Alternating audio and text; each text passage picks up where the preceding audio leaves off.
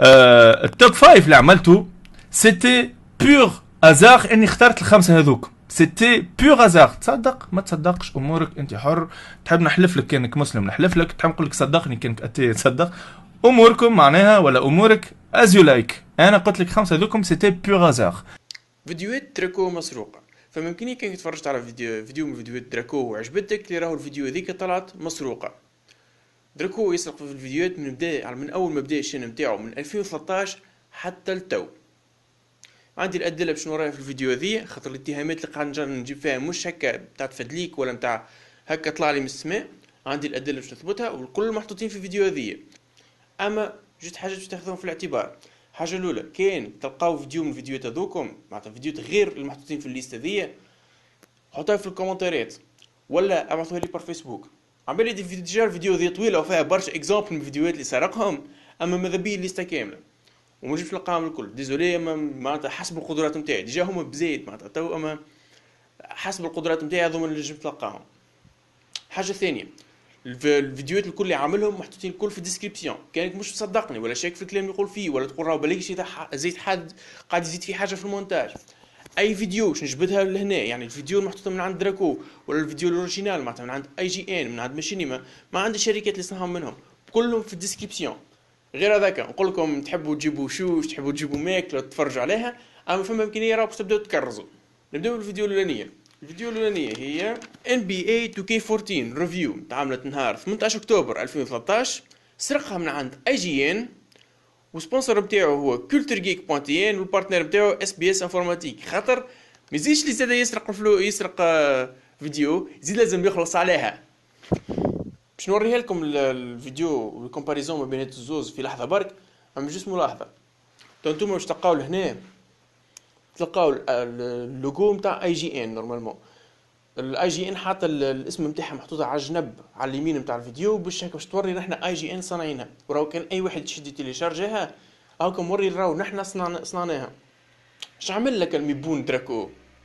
خذا اللوغو نتاعو حط فوقه ولبس باش يخبي اللوغو هذاك ويحسب روحو اني دراكور صنعت الفيديو هذيا. نبداو الفيديو الاولانيه اللي سرقها NBA 2K14.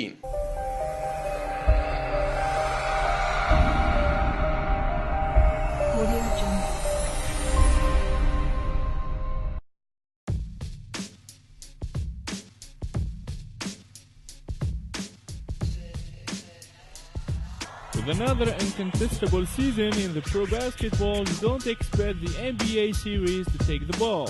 With yet another uncontested season in the pro basketball sim market, and without competition to drive them, you'd almost expect the NBA 2K series to take its eye off the ball by now. هنا السيزون جديدة قدمت لنا إكيليبر كبير ياسر في الجو من جميع النواحي. But yet, a continued emphasis on balance. That is, all facets of the sport are accurately and enjoyably represented. فازات نتاع الدريبل، لي روبون، لاتاك والديفونس اللي خلى ال NBA 2K14 ما عندهاش نقاط ضعف في الجملة. From fast breaks to pick and rolls to the post-up game to the defense means NBA 2K14 has no obvious weaknesses or exploits. لهنا الريزولتا هي حرب على الأرضية نتاع التيران الباسكيت ميم مع لي جو نيكست جين والغوتور مع ال NBA لايف خلي الجو هذايا أحسن جو باسكيت بول ever made. The result is a riveting back-and-forth battle on the court that makes NBA 2K14, even with the next-gen version and the return of NBA Live looming on the horizon, the best pro basketball game ever made. كوتي جيم بلاي لهنا NBA 2K14 تحترم لي فوندامنتو نتاع لي باسكيت بول. NBA 2K14 nails the fundamentals of basketball. من نواحي الكل من لي كونتر اتاك للبريك للسكيلز نتاع الجوار اللي تخليها سيرياليست. Play calling is a breeze, and nearly every player's skills are eerily accurate to their real-life counterparts.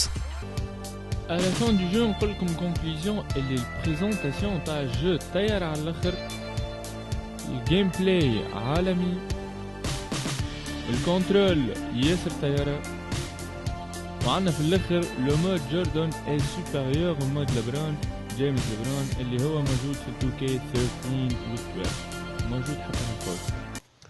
الفيديو اللي سرقها من بعد بيوند تو سولز ريفيو اللي زاد سرقها من عند اي جي ان بالطبع نفس الحاجه.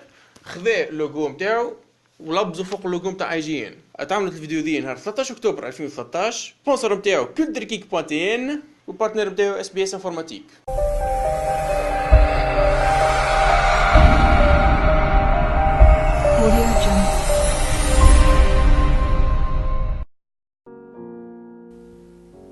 Salut tout le monde, c'est Drakowar and welcome to Beyond Two Souls Review. En même temps تخلينا في حرب في وسط les actions اللي نعملوهم نحن في الجو والhistoire اللي يحب يوصلها لنا the writer David Cage. To put us in the middle of a tug of war between a game in which our actions matter and one where we're simply actors in a story that writer-director David Cage wants to tell. Jodie Holmes اللي هي البرسوناج principal du jeu واللي عمرها 15 سنة interprétée par l'actrice Ellen Page. Jodie Holmes, a young woman brought to life with remarkable skill by actress Ellen Page. لو جو ما يقفش لهنا، القصة متاع Beyond Two Souls كابابل باش تهزنا من الرعب للدراما وللأكسيون. It takes us from horror to drama to action to sci-fi. نزيدو نلقاو دي personages from the government, Evil government conspiracies, supernatural enemies, supernatural enemies, and of course bad guys are everywhere.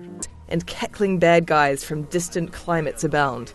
نجمو زادا نقولو لهذا الكل too much to carry in one story. It's too much to cram into one coherent story. أيضا اللي هي البريزونس انفيزيبل، نون سولمون خاطرو ايزي باش تكونتروليه، Navigating Aiden too is easy enough.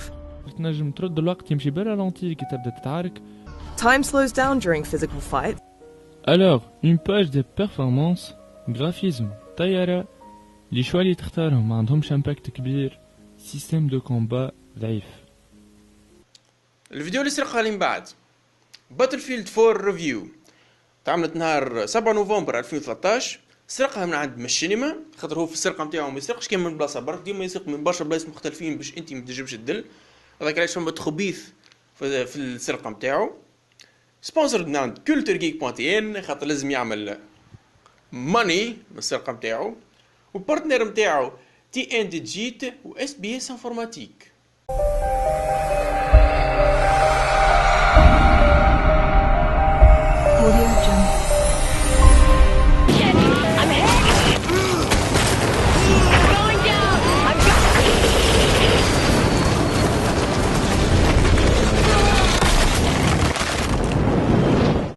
من أحسن الحاجات اللي خلقتها الجو هما الانسين مومنتس.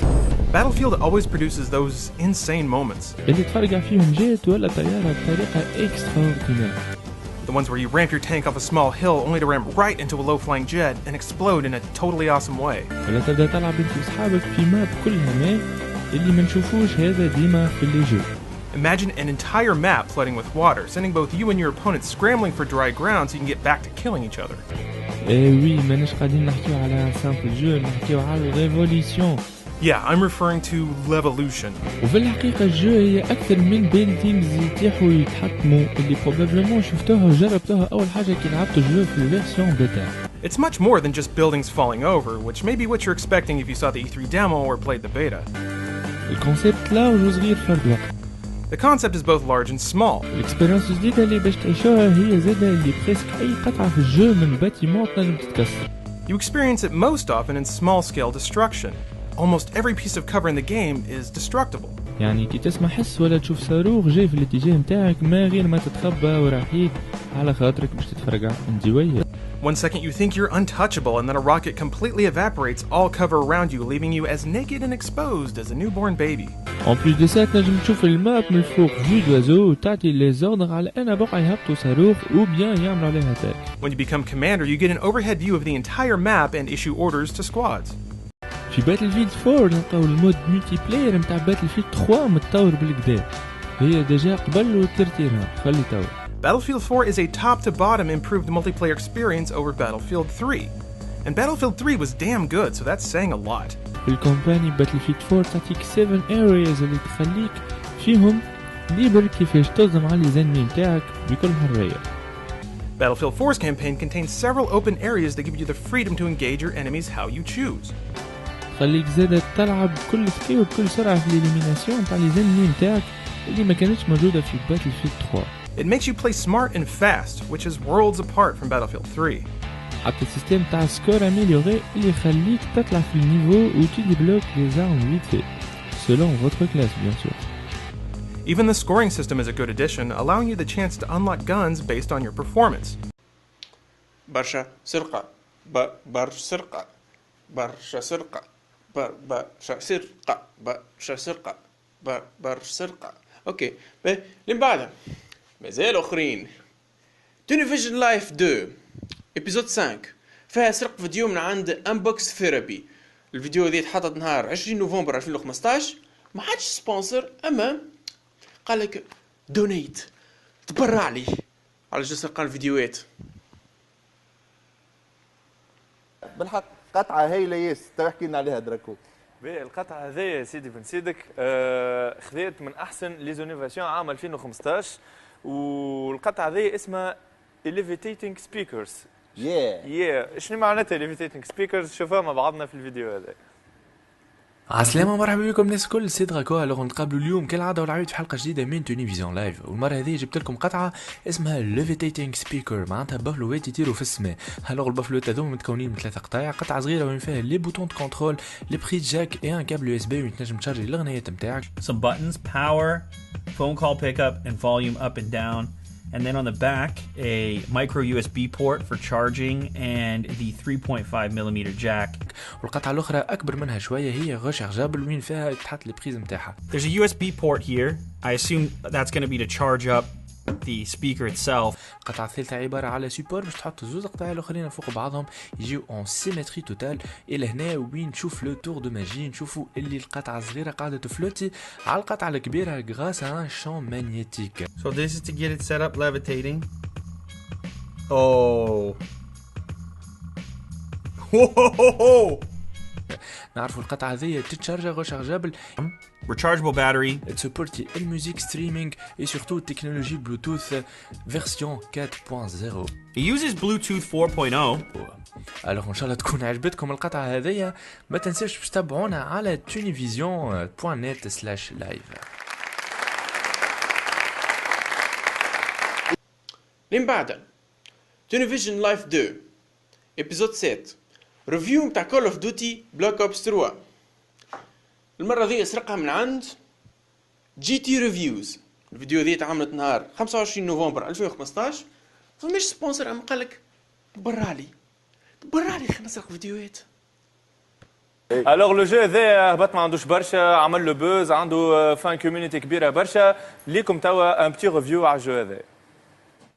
سلام ومرحبا بكم، معكم دراكو. نتقابلوا اليوم في حلقه جديده من توني فيزيون لايف 2، والمره هذه باش نحكيو على جو ما عندوش برشا. الجو هذا اسمه كال اوف ديوتي بلاك اوبس 3. الجو هذا ديسپونيبل sur plusieurs plateformes PS3, PS4, Xbox 360, Xbox One et bien sûr sur PC. Call of Duty Black Ops 3 composé de 11 missions, quelles que soient مهمات جويه والا ارضيه. There are 11 missions you can play in or out of sequence. لكن قبل ما تبدا كل ميسيون عندك ان هيدكوردرز بريفي وين تنجم تختار الارم نتاعك. Before missions you can navigate a private HQ that changes location throughout the story. تختار اللوجو نتاعك، تنجم تعمل ابجريد للارم نتاعك والا تحطه كاستمايزبل والا تزيد دي بوان للسبيشال سكيلز نتاعك. You can access your character profile here, updating your appearance and achievements, or customize your weapons and special skills before deployment. ولأول مرة في كال اوف ديوتي تنجم تختار جنس البرسوناج اللي تلعب به، كلكو سوا ذكر والا انثى. For the first time in Call of Duty, you get to pick your hero's gender. لهنا وين الاناث مش يلعبوا رول كبير برشا في الجو هذايا. And women play a much larger role in the campaign. اللي عمرها ما صارت في لي زيديسيون بريسيدونت. Compared to previous years. في الميسيونات اللي تلعبهم ولا بالتحديد في الكومباني تنجم تلعب وحدك كيما تنجم تلعب معاك 3 عباد اخرين بيان سور اصحابك. You can play the campaign solo or with up to 3 other soldiers. الكونسول اللي تلعب عليه بيان سور باش يعتبر انك بيرسوناج واحد قاعد تلعب، لكن بيان سور كي تلعب مع برشا اصحاب اخرين يسهلوا لك برشا الميسيون تاعك. NPC leads will still address you as if only one person is in the room, but multiple co-op characters will show up in cutscenes on occasion. لي ماب اللي نلعبوهم في ليميسيون اكبر برشا من لي زيديسيون بريسيدونت، واي حاجه متراها بريسك تنجم تمشي لها. The areas are expanded in all directions compared to the Call of Duty missions that you're used to. لي ماب هما تلمو كبار ان ما تنجمش تعمل جيستيون نتاعهم كل وحدك، جوست كي يبدا معك ان امي ولا 2 امي تنجم تاخو دوميناسيون توتال على الماب هذيك فاسيلمون. The zones are not too big to manage by yourself, but with just one extra player, there's room to flank the enemy from the side, below, or above. ستوري لاين نتاع كال اوف ديوتي بلاك اوبس 3 ياسر طياره وسورتو البلايص نتاعها تنجم تبدا ميسيون في بقعه معينه وتكملها في بلاصه اخرى كومبليتمون ديفيرون. The narrative of Black Ops 3 plays on your expectations and takes its story to strange places that you might not expect. لهنا وقت اللي تكمل 11 ميسيون نتاع كال اوف ديوتي بلاك اوبس 3 العباد النورمال اللي كنت تقتل فيهم يوليو زومبيات. When you finished all 11 missions, you unlock Nightmare Mode. It replaces human enemies with Treyarch's brand of zombies. تولي اون ديري قاعد تلعب في زومبي ابوكاليبس. And the narrative with a B-movie sci-fi plot about a global zombie epidemic. لكن ça reste très amusant ou très fun à jouer. The concept is so silly that it stays fun. Alors voilà, c'était un petit review sur Call of Duty Black Ops 3. J'espère عجبتكم الحلقة هذيا. Sinon تنساش تتابعونا على tunivision.net/live. Sinon نقولكم à la prochaine. Bye bye. الفيديو المسروقة الجاية ريفيو ال جي في 10 تعملت نهار 10 ديسمبر 2015 وسرقها من عند ام كي بي اتش دي.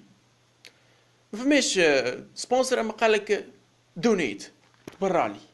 يو واتساب تو الموند مرحبا بكم الناس الكل. سيد غاكو نتقابلوا اليوم في حلقة جديدة والمرة هذيا ريفيو على ال جي في 10. السمارت فون هذا خرج في اكتوبر وكان من احسن ما صممته ال جي. This is the newest flagship smartphone from LG. Now, technically, this did come out in October. LG V10 كان من the most underrated smartphones للعام هذايا. So number one is, this is low-key one of the most underrated smartphones of this year, 2015. رغم اللي الميزون LG خرجت زوز أحسن سمارت فونز عندها العام هذايا، منهم ال LG G4 وهذه الفيرسيون أميليوري متاعو ال V10. Even though their two best phones ever have come out this year, the LG G4 and then this, what I think is a slightly improved version of the G4 in this V10. الحاجات سبيسيال في التليفون هذا واللي ما تتلاحظش من المرة الأولى. Number two is one of the most unique features of this phone, even though it might not immediately be noticeable when you're looking at it. اللي فما إكران صغير بجنب الفرونت كام من قدام، لكنه فيزيبل بالكدا على الوايد فيرجن. Is up front up here on the top. It's the second display. It's up at the top right corner, up in the bezel. It's a little easier to see on the white versions. الريزوليسيون متاعو 1040 على 160. But it's a 160 by 1040 second screen on top of the primary Quad HD display. وبيان سور عنده الفونكسيوناليتي متاعو. And it has its own function. ميم كي يبدا التليفون طافي الإكران هذا يبدا يشعل، نجم يوريك الوقت والدات والنيفو متاع الباتري. First of all, it's always on. Even when the main display is off, it's showing your date, time and battery. وكي تسوايبي على اليمين تلقى دي راكورسيل دي فونكسيوناليتي أخرين. And while it's off, you can swipe over to get some quick shortcuts, which are handy. باغ كونتر كي يبدا الإكران تاع التليفون محلول يولي يوريك دي نوتيفيكاسيون ولا دي راكورسي أنت تعملهم. And then the main display, when that's on, you can show a bunch of stuff on the secondary. You get notifications when you get new ones. You also have app shortcuts of your choice. وهذه حاجة باهية برشا، سورتو إنه ما ياكلش سباس في الإكران برينسيبال متاعك. I think it's most useful when showing new notifications, since it's actually saving real space on the main display. لكنها الحكاية تقلق شوية للجماعة اللي يستعملوا سمارت فونز متاعهم بيد واحدة. But it can kind of be a bit of a struggle on such a big phone to reach up at the top with one hand. في التليفون هذا تنجم تنحي الكاش التيلاني، تنجم تبدل الباتري وتنجم تزيد كارت ميموار. Alright, number three is that this phone is a rare breed, a flagship Android smartphone with a removable back, a replaceable battery, and expandable storage. علاش قلت الانفورماسيون هذيا؟ على خاطر التليفونات الجدد الكل اللي خارجين en 2015 الباتري نتاعهم انتجري، ما تنجمش تحل الكاش التيلاني والميموار اللي تلقاه في التليفون هذيك هي ما تنجمش تزيد عليها. I say it's a rare breed because if you look through the smartphones released in the last year or two, removable backs have become less and less common in the name of build quality. Most smartphone bodies have sealed-in backs. وان بلوس فيه باتري فيها 3000 mAh وهذه تكنيكمون من اسرع لي باتري rechargeable. LG V10 does that card slot and a fully removable 3000 mAh battery. That is technically the fastest charging you can have available in a smartphone. حاجة أخرى اللي تخلي التليفون هذا فريد من نوعه اللي فيه أول كاميرا في العالم اللي فيها منيو وقت اللي أنت تنجم تصور. Alright, so number 4, this is the world's first smartphone camera with manual mode in video. تنجم تبدل الفوكس، تنجم تبدل ليزو، وسورتو فيها shutter speed اللي تنجم تختارها أنت باغ ديتاي. This manual mode is awesome. You get precise white balance control, a manual focus distance slider, ISO, even a shutter speed slider. كي تبدا أنت تصور في أوبجي يتحرك ولا كهرباء تجري، elle peut te garantir إنه التصويرة ما تجيش فلو. So this is ideal for action shots and fast-moving objects and guaranteeing that nothing will be blurry. في المود فيديو زاد فما نفس لي زوبسيون لكن زاد عليه الكنترول نتاع الأوديو. And then there is manual video mode, which is dope. Again, white balance control, manual focus, ISO, shutter speed, and then there's even a fine-tuned audio control. وانت لهنا تختار وين تحط الصوت انه الاقوى كلكو سواء قدام الكاميرا والا وراء الكاميرا. So you can choose whether to favor the front-facing or back-facing microphone more. بيان سور التليفون هذا est loin d'être parfait على خاطر مش one handed phone يعني تنجم تستعمله بيد واحدة. And it definitely is underrated, but it's not for everyone. Right, so first of all, it's a really big phone, as most 5.7-inch phones are. You know, big metal rails on the side, pretty thick. And then the hard-to-reach second screen, it's not really a one-handed phone for most people. فيو الكبر نتاع الإكران نتاعو وفراجيل برشا. الوغ فوالا يا جماعة إن شاء الله يكون عجبكم سو سمارت فون V10 de la part de LG. ما تنساوش تتابعونا على tunivision.net/live. سينون نقول لكم à la prochaine. باي باي. الفيديو اللي سرقني من بعده رايز اوف ذا توم بريدر. عم بري برشا فيديوهات مسوقين جاني في الليسته وبرشا. رايز اوف ذا توم بريدر ريفيو تعملت نهار 17 ديسمبر 2015. عاود رجعنا سرقنا من عند IGN. هي ويرجع يسرق من عند IGN. باهي تعملت نهار 17 ديسمبر 2015. سرقت من عند IGN. قالك دونيت تبرع لي.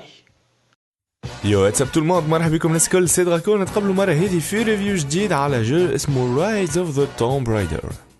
السيري هذه متاع فولي توم رايدر هي اكثر وحده باش تبدا تلعب فيها وعامل جو منذ عام 1996. Rise of the Tomb Raider is the most fun I've had with a Lara Croft game since 1996. نعرفوا اللي بطلة الجو اسمها لارا كرافت ونعرفوا اللي جو معبي بالخطر. Its story is full of danger and intrigue. لكن كل ما تزيد تقدم في الجو كل ما تزيد تنبهر بالبلايص الموجودين فيها كيما انبهرت بها وانت صغير أول مرة لعبتها. And I was as struck by its huge romantic environments as I was as a child playing the original. نعرفوا اللي لارا كرافت وتوم برايدر عبارة على إنديانا جونز فيرسيون فيمينين. Rise of the Tomb Raider revels in its broad Indiana Jones style story. لكن avec des émotions أقوى بياسر. And it's also grounded with a strong emotional through line. واللي خلاها تكمل ليميسيون نتاعها هما أكثرية لي تولز نتاعها. كيما لي غرابان اللي خلاها تقعد أكثر في الهواء وتتعدى من جبل لجبل ولا سورتو البلايص العاليين. There's more complexity in how Lara traverses her world too. All her tools, including the great new wire spool, can be used in quick succession to keep her in the sky for much longer. Surtout les gestes acrobatiques في البلايص العالية ياسر. Frantic acrobatic chases as I fumbled for the right button hundreds of feet above the ground. Concernant الفلاشات اللي عندها واللغبلات باش يلعبوا دور كبير في الجو في حلين البازلز. Lara's rope arrows get a lot more use here too, and the puzzles which utilize these span a remarkable range. في رايز اوف ذا توم برايدر لارا توا اللي تنجم تصنع دي زيتام ديستركتيف اللي خلاها فاسيلمون تقضي على بوكو دينمي في ضربة واحدة. Lara can now build destructive items on the fly, all of which can turn a mundane shootout into a pile of dead bodies in seconds. وبيان سور بعد كل تيك داون وإلا هيد شوت تاخو ان بونوس. While you do get XP bonuses for stealth takedowns. وبيان سور لي ويبنز كل تنجم تعملهم ابجريد اترافير البونوس اللي تاخذوا الا القطع اللي تلقاهم ان بو بارتو في الجو. Weapons are upgradable based on parts you can find scattered throughout the world. في اخر الجو لارا كرافت ولا قويه برشا كيما الترميناتور لكن تنجم تعدي اي ديفيكولتي نتاع الجو تالمون قوي. Lara's as powerful as a Terminator by the end of Rise of the Tomb Raider on standard difficulty mode, however, something to be considered when choosing how you want to play. Bon voilà يا جماعه c'était un petit review sur Rise of the Tomb Raider Lara Croft bien sûr. مازلنا نستناو نحن في الفيرسيون بي سي اللي باش تهبط في جانفي. الوغ ان شاء الله تكون عجبتكم الحلقه نتاع اليوم من تونيفيزيون لايف 2. ان شاء الله تكون تتابعونا على tunivision.net/live. سينو نقول لكم à la prochaine. باي باي. الفيديو المسروق عليه من بعده اسوس زنبوك UX303LN ريفيو نتاع بي سي اسوس. سرقها من عند جادجت جي ام. تعاملت نهار 8 ديسمبر 2015 وقالك دونيت. والفازل كرز تعرف فازل كرز اللي تلقى الحقيقه تلقى خلص من هذه. بون مش سورتو الفيديو دي تلقى الفيديو الكل تلقى فما شكون فرجع الفيديو نتاعو تلقى برا له خاطر يحسب لي هو صناعها الميبو. به هاو الفيديو. يو واتساب تو الموند، مرحبا بكم الناس الكل. سي دراكون نتقابلوا اليوم في ريفيو جديد المره هذه على Asus Netbook UX303LN. What's going on everyone? Mike here and this is the Asus ZenBook UX303LN. Contrairement aux autres laptops, ce Asus contient une carte graphique 840M. But unlike most other similar devices, this one packs an Nvidia 840M graphics chip. ويمشي لك أكثر من لي جو معروفين 30 FPS. Should expect frame rates of above 30 per second in titles like Crysis, Bioshock Infinite, Battlefield 4, StarCraft 2, Skyrim and others. Concernant le design, notebook هذا زوج زادته البوات ميتاليك متاعو وهرة ياسر طيارة surtout في الكولور grise. The UX303LN is truly beautiful. Design-wise, it borrows most of its lines from the 2012 Asus Ultrabooks with a fully metallic body. البواتية مصنوعة من الألمنيوم et c'est très solide. The entire laptop is made out of aluminum and it feels quite solid.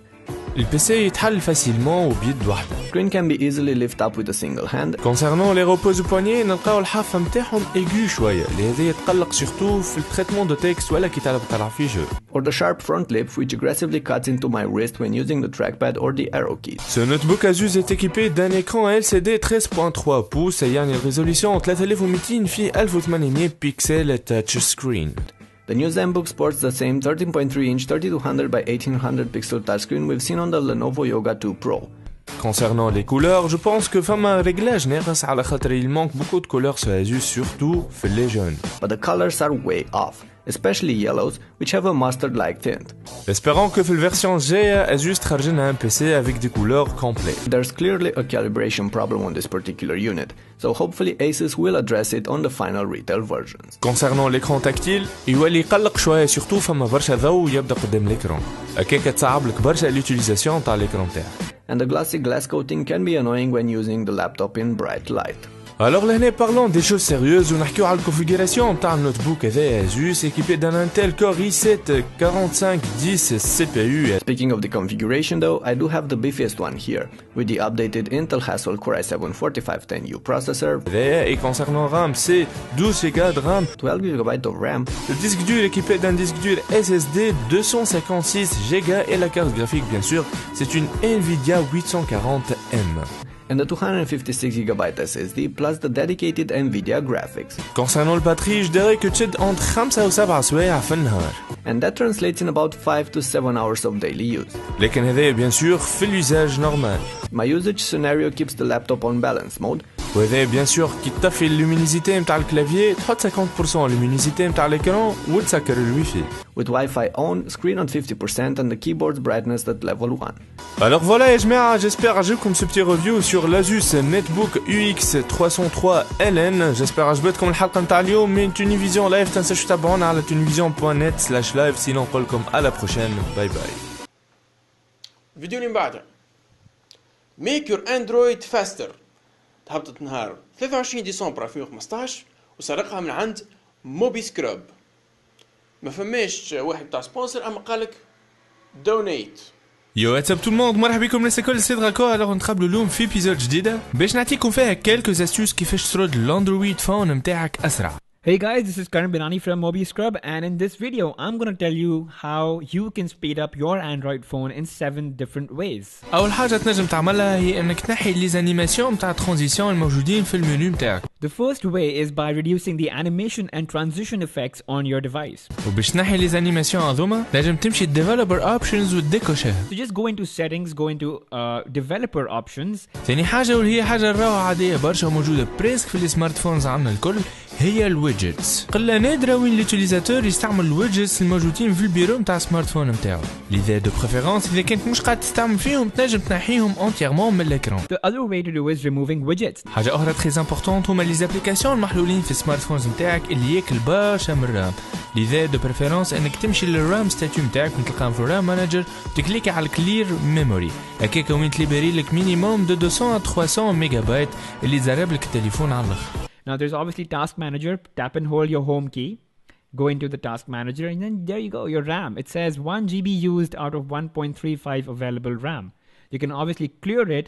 I don't really think there's a noticeable difference in doing this, but there's no harm in trying it out. تكنيك اخرى هي نحنا ما نعيروهاش اهميه لكنها عندها افيكاسيتي كبيره برشا, هو اللي فات انك تروديماري السمارت فون نتاعك. Now guys, this may sound really lame, but trust me, once a week you should do this. It kind of flushes your cache, flushes your memory, and it's just clearer, it's cleaner, and trust me, it works faster.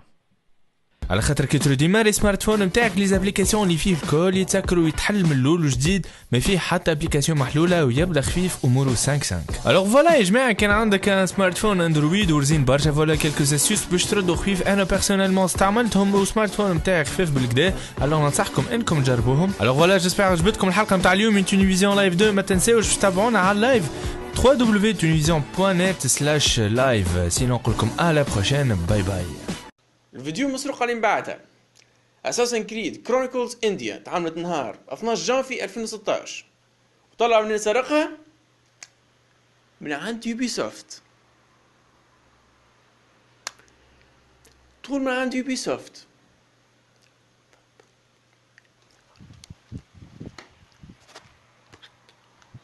اوكي فمش سبونسر، ام قالك دونيت تبرع لي. على الفيديو. يو واتساب تو الموند، مرحبا بكم الناس الكل. السيد راكون نتقابلوا اليوم كالعاده في ايبيزود جديد، والمره ذي باش نحكيو على اساسنز كريد انديا. اساسنز كريد كرونيكلز اللي تعرفت بليزونفيرونمون نتاعها اللي لهم لا 3 دي لا 2 دي مي سي دو لا 2D.5. Assassin's Creed Chronicles delivers a unique take on the acclaimed franchise in a 2.5D action stealth hybrid platformer. البيرسوناج برينسيبال تبدل ولا راجل ويمشي يلعب لي زافونتور نتاعو الكل في 19e سيكل في انديا. The second installment of the series lets you dive into the mystical charm of 19th century India. وقت اللي البريتش امباير مدوميني كل شيء. During the height of the British Empire's dominance. المهمة متاعك في الجو انك تنقذ صاحبتك وترجع شنية تسرق من البراذرهود. His mission is twofold. He must rescue his love from the clutches of his sworn enemies and recover what was stolen from the Brotherhood. الالتيميت وابن نتاعك في الجو هذايا هما السكيلز نتاعك اللي يخليوك نجم تتعدى فاسيلمون من غير ما يراوك. Your greatest weapon is your ability to move quickly and covertly. إذا كانك مش مغروم برشا بالسيف مود ولا بالسوفت مود، تنجم تلعب اون هارد مود وتتخلى عن انك تكون اساسان وتولي بريداتور. When pure stealth is no longer an option, you can switch from silent shadow to lethal predator. عندك اسلحة نجموا يقضيوا على لي زينمي نتاعك بضربة واحدة. Take down multiple enemies at a time or in one blow. دوما تبدا جو يعطيك شويه انتر 3 مود، نورمال، ديفيسيل وبلو ديفيسيل، لكن ما تنجم تلعب كان المود نورمال. وقت اللي تكمل المود نورمال وقتها ما تنجم تحل الديفيسيل والبلو ديفيسيل. And for an extra challenge, you can also unlock brand new difficulty modes for a whole new experience. من كل شيء يولي اصعب والانتليجنس ارتيفيسيال تولي اقوى. الوغ هذه هي اساسنز كريد كرونيكلز انديا. الوغ فوالا يا جماعه لهنا وصلنا اخر ليبيزود تاعنا. جيسبر عجبتكم اساسنز كريد كرونيكلز، ننصحكم تهبطوها، ما تسحقش برشا سبيك على البيسي باش تنجم تلعبها. سينو نقول لكم ما تنساوش تتابعونا على www.tunivision.net/live. سينو نقول لكم à la prochaine، باي باي. الفيديو المسروق اللي من بعدها اغرب ارقام قياسيه لا يمكن تحطيمها هبطت نهار 17 اكتوبر 2017 وعملت الفيديو الاوريجينال. الشخص الاوريجينال اللي عملها هو فراغ هيرو. فما بتاع دونيت، اما المره ذي ما زيدش حتى عنده الدونيت كا هو او اللين حط لك تبرع له. قال لك زاد سبونسر نتاعي جي تو اي، نجم يزيدش اللي هو عندك تتبرع له، اما تبرع له زاد عندك من جي تو اي. الميبون دابيان اللي عنده ادكشن كبيره للجيم قرر انه يعمل اسرع سبيد ران يصير في الجيم. Darbian is a dedicated gamer who managed to finish Super Mario Bros. In the fastest time possible. وانه وصل لكمل الجيم في 4 دقائق 57 ثانية و260 جزء من الثانية.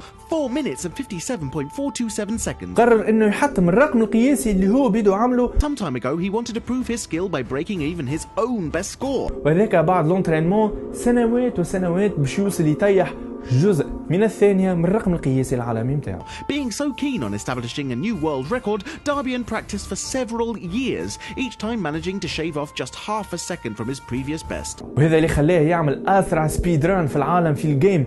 Finally, all this struggle brought him the trophy for the fastest speed run in Super Mario Bros. واللي هو ب4 دقائق 57 ثانية و260 جزء من الثانية. 4 minutes and 57.260 seconds. نعرفوا دارك سولز جو ياسر قوية وصعيبة، كلاسي parmi les jeux hardcore.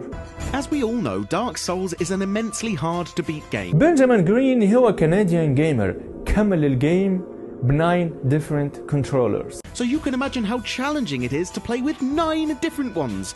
مش يعني كنترولر متاع اكس بوكس ولا كنترولر متاع PS4. كنترولر كيما جيتار كيما باتري كيما فولون. Used a rock band guitar, a rock band drum kit, a rock band piano, a Donkey Kong bongo, and a variety of other controllers to beat what is perhaps one of the hardest games in history. Number 3 أطول ماراثون متاع كول اوف ديوتي في العالم اللي هو تعادل اون لايف ستريم اللي دام أكثر من 135 ساعة. The longest Call of Duty marathon lasted for 135 hours. كانت بعد مرور كل ساعة ياخذ 10 دقائق راحة. With 10-minute breaks every hour of gameplay. لأنه جوست قبله فما شكون حب يطيح ريكورد في جو اسمها ديابلو 3 وصل لعب حتى 40 ساعة على بعضه لكن توفى في الآخر. Because Guinness Book of World Records insisted on these off times due to the tragedy that happened when a gamer played Diablo 3 for 40 hours and died of exhaustion. وكان كايا اللي يلعب في كول اوف ديوتي controller. Okan Kaya from Sydney is the resilient player that managed to achieve the record of most hours played with a controller in hand. الريكورد هذايا 135 ساعة أو بالأحرى أكثر من 5 أيام ونصف. Spending more than 5.5 days in his attempt of being the mightiest god gamer. Number 3 اسمعوا هذايا مش just a hardcore gamer. A hardcore gamer. بما أنه السيد هذايا وصل كمل 3 أجزاء متاع ميجا مان at the same time. Managed the impossible task of beating the Mega Man X, X2 and X3 with 100% completion at the same time. نعرفوا الريترو جيمنج الجيمز نتاعهم ياسر صعب، سيرتو انه وقت اللي نحكيو على ميجا مان، لي جو اللي كملنا في نفس الوقت هي ميجا مان اكس، ميجا مان اكس 2 وميجا مان اكس 3. Mega Man X, X2 and X3. واللي اسمه ديف ريس وهو from اوهايو. Dave Race from Ohio وصل عمل ذا هايست سكور في باك مان اللي هو 3,330,360. achieved the highest score possible in Pac-Man, 3,333,360. وصل للليفل 225. Reaching the 225th level. جو بقيت دخلت بعضها خاطر وصلت للتكنولوجيكال ليميتس نتاعها. After which the game glitches and definitely crashes due to its technological limit. نزيدكم زيادة انه ما اكتفاش انه عمل له رقم قياسي عالمي، لكن وصل يكمل الجيم في اسرع وقت ممكن. Dave did not only beat the game but he also managed to do it in the fastest time imaginable. اللي هو 3 سوايع 33 دقيقة و12 ثانية و69 جزء من الثانية. Only 3 hours 33 minutes and 12.69 seconds. والرقم القياسي هذا صار على ستاند اب باك مان اركيد ماشين. On an original stand-up Pac-Man arcade machine. نعاود نذكركم جماعة، كان تلقاو فيديوهات اخرين تحطهم لي في الديسكريبسيون ولا ابعثهم لي في الباج فيسبوك. حاجتين، لازم نعمل بارتي 2 خاطر دراكو راه واحد منيك ما مسرقش فيديو ولا زوز، راهو سارق واش يزيد يكمل يسرق واش كمل يخلص عليها، الا كانكم نتوما تتدخلوا وتوقفوه. بالعربي حاولوا بربي ما تخلوش الحكايه ذي تتعدى، بربي بارتاج الفيديو، خاطر الحكايه ذي راهي مش لعبه، الحكايه ذي سيريوز. واحد من اكبر اليوتيوبرز في تونس بازي الشين نتاعو من سرقان خدمه غيره وخلص عليهم، منيكه برشا عم بالي. هذاك علاش بالعربي الناس مش واعيين بها، الناس يتفرجوا عليهم مش واعيين بها، بربي بارتاج الفيديو.